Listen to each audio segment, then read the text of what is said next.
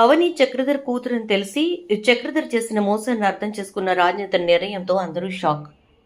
రాజేందర్ ఏ నిర్ణయం తీసుకున్నాడు అనేది వీడియోలో చాలా ఇంట్రెస్టింగ్గా ఉంటుంది. వీడియోని ఎక్కడ స్కిప్ చేయకుండా చివరి వరకు చూడండి.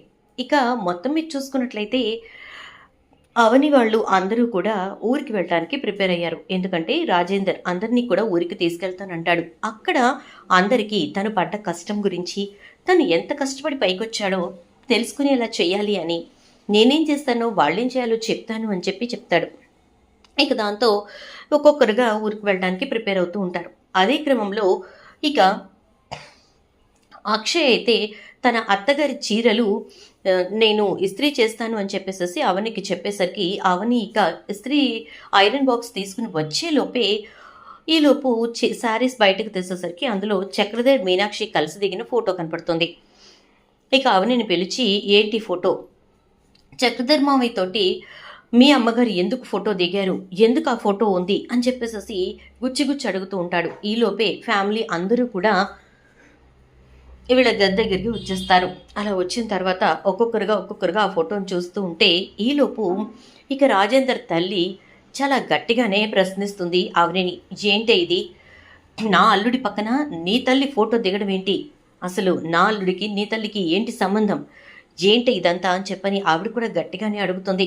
ఏం మాట్లాడాలో అర్థం కాని అవని ఏం చేయాలో అర్థం కాక అలా నిలబడి చూస్తూ ఉంటే ఈలోపు ఇది ఇప్పటి ఫోటో కాదు, చాలా పాత ఫోటో అని చెప్పేసి ఇక రాజేందర్ రెండో కోడలు అంటుంది. ఆ మాటలతోటి అవని ఏం చేయాలో అర్థం కాక అవును ఇది పాత ఫోటోనే, మా అమ్మ ఆయనతో కలిసి తీయించుకున్న ఫోటోని అని చెప్పని అంటుంది. అదే ఎందుకు తీయించుకోవాల్సి వచ్చింది, అసలు చక్రధర్కి మీ అమ్మకి ఏంటి సంబంధం అని చెప్పి రాజేందర్ అంటాడు.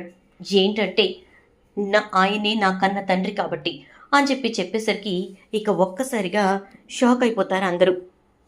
అలా షాక్ అయినటువంటి అందరూ కూడా ఏం మాట్లాడుతున్నావు అవని అని చెప్పని అనేసరికి అవును నేను చెప్తోంది నిజం, అబద్ధం చెప్పాల్సిన అవసరం నాకేముంది, నా కన్న తండ్రి చక్రధర్ గారే అని చెప్పని అంటుంది. ఇక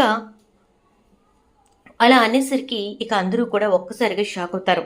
ఏంటి చక్రధర్ గారు మీ నాన్న, నువ్వేం మాట్లాడుతావు నీకు తెలుస్తోందా అని చెప్పని అంటూ ఉంటే నేను అబద్ధం ఆడాల్సిన అవసరం ఏముంది, ఉన్న విషయమే చెప్పాను, జరిగిన విషయమే చెప్పాను, ఆయనే నా కన్న తండ్రి అని చెప్పని అంటుంది. అసలు నువ్వు చెప్తున్న దాన్ని బట్టి చూస్తే నువ్వు చెప్తున్నదంతా నిజమా అబద్ధమా అనేది కూడా అర్థం కావట్లేదు అని పార్వతి అంటుంది. అబద్ధం చెప్పాల్సిన అవసరం నాకు లేదత్తయ్యా అని అనేసరికి ఇక వెంటనే అసలు ఏం జరిగిందో క్లియర్గా చెప్పు అని చెప్పి రాజేంద్ర అడుగుతాడు. మామయ్య గారు జరిగింది ఏంటంటే మా అమ్మని ఊర్లో మా నాన్న పెళ్లి చేసుకుని ఆస్తి మొత్తం తన సొంతం చేసుకోవాలి అనుకున్నాడు. కానీ మా తాతయ్య గారు నువ్వు ప్రేమించి పెళ్లి చేసుకున్నావు కాబట్టి ఖచ్చితంగా ఈ ఆస్తిలో నీకు ఒక్క చిల్లిగవ్వ కూడా రాదు అని చెప్పేసి చెప్పారు. అప్పటికే నేను మా తమ్ముడు భరత్ ఇద్దరము కూడా పుట్టడం జరిగింది. అలా పుట్టిన తర్వాత మా తాతయ్య అన్న మాటలతోటి ఇక మా నాన్నకు రూపాయి కూడా తన దగ్గర నుంచి రాదు అని అర్థమై మా అమ్మని నిదానంగా దూరంగా పెట్టి ఒక్కసారిగా వదిలేసి వెళ్ళిపోయాడు. ఇక అలా వెళ్ళిపోయిన తర్వాత ఆయన్ని నేను మళ్ళీ ఇక్కడికి వచ్చిన తర్వాత ఈ ఇంటి కోడలనైన తర్వాత నేను చూశాను. అది కూడా ఒక్కసారిగా నేను షాక్ అయ్యే విధంగా ఆయన్ని చూశాను. ఎలా అంటే తను పల్లవికి తండ్రిగా కనిపించాడు. అంటే పల్లవి నేను ఇద్దరం కూడా అక్క చెల్లెళ్ళం. ఇక్కడికి వచ్చి పల్లవి తల్లిని పెళ్లి చేసుకున్నాడు అని చెప్పటంతో రాజేంద్ర ఒక్కసారిగా షాక్ అయిపోతాడు.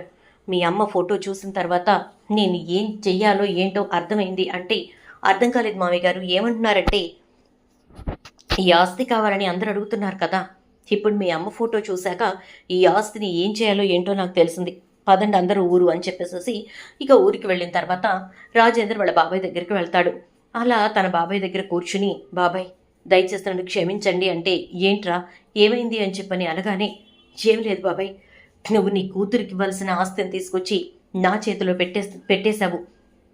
ఆ ఆస్తిని నేను ఇంత చేశాను, కానీ నా మనస్సాక్షి ఒప్పుకోవట్లేదు, నా చెల్లెలికి నేను అన్యాయం చేయాలనుకోవట్లేదు, అందుకే నా చెల్లెలికి సగం ఆస్తిని రాసేద్దాం అనుకుంటున్నాను అని చెప్పి మీనాక్షికి సగం ఆస్తిని రాసి రిజిస్టర్ చేయిస్తాడు. ఆ కాగితాలను తీసుకొచ్చి అందరికీ చూపిస్తాడు.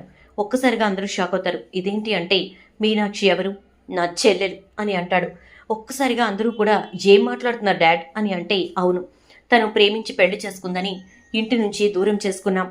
తన జ్ఞాపకాల్ని కూడా మా దగ్గర దరిదాపుల్లో లేకుండా చేశాం. అందుకే మీ అమ్మ వాళ్ళకు కూడా మా చెల్లెలు ఎవరు ఏంటి అని తెలీదు. ఇన్నాళ్ళు నేను అవని తల్లి ఎవరు అని నేను చూడలేదు కాబట్టి నాకు తెలియలేదు. అవని వాళ్ళ పిన్ని వాళ్ళ ఇంట్లోనే ఉండడం వల్ల అవని తల్లి గురించి నాకు డీటెయిల్స్ తెలియక నేను నిజం తెలుసుకోలేకపోయాను. ఫోటో చూసిన తర్వాత విషయం మొత్తం అర్థమైంది. ఈ ఆస్తి అంతా తనదే. అందుకే నేను డెవలప్ చేసిన ఆస్తి మొత్తాన్ని కూడా తీసుకుని వాళ్ళు ఏదైతే ఆస్తి నాకు రాశారో దాన్ని వాళ్ళకి ఇచ్చేసానంటాడు. ఒక్కసారిగా అందరూ కూడా షాక్ అవుతారు. తీరా చూస్తే పల్లవి ఇంకా శ్రేయ ఇద్దరు కూడా షాక్ అయ్యే పరిస్థితి వస్తుంది. ఎందుకంటే అవనికి భరత్కి సగం ఆస్తి వెళ్ళిపోవడంతో ఏం చేయాలో అర్థం కాక చూస్తూ ఉంటారు. చూద్దాం మరి రాబోయే ఎపిసోడ్స్లో ఏం జరుగుతుందో. వీడియో నచ్చితే లైక్ చేసి వీడియో షేర్ చేయండి. ఛానల్ సబ్స్క్రైబ్ చేసి పక్కనే బెల్ ఐకాన్లో ఆల్ ట్యాప్ చేయండి.